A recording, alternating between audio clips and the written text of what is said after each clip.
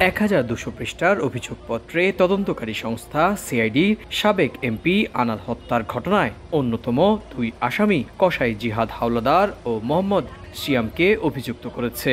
একই সঙ্গে হত্যা করার আগে এবং পরে কিভাবে আনারের মরদেহ লোপাট করা হয় এরও বিবরণ তুলে ধরেছেন সিআইডির তদন্তকারী কর্মকর্তা।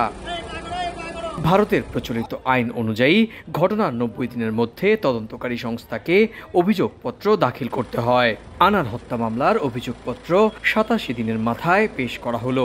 সিআইডি সূত্রের খবর, উত্তর 24 পরগনা জেলার বারাসাত আদালতে দাখিল করা চার্জশিটে তদন্তকারী সংস্থা হত্যার কারণ নিয়ে কোনো ধরনের তথ্য দিতে পারেনি।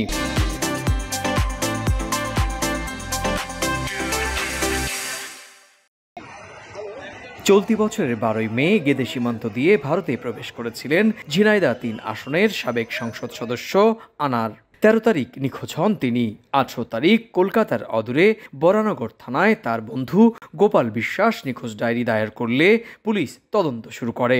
এরপরই নিউটাউনের সানজিবা গার্ডেন্স নামের একটি আবাসনে আনারের খুন হওয়ার কথা জানায় সিআইডি।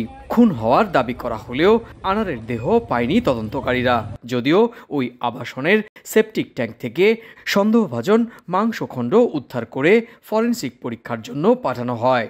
ডিএনএ পরীক্ষার জন্য আনারের পরিবারের সদস্যদের কলকাতায় ডাকা হলেও বাংলাদেশের সার্বিক পরিস্থিতির জন্য পরিবারের কেউ এখনও কলকাতায় আসতে পারেননি।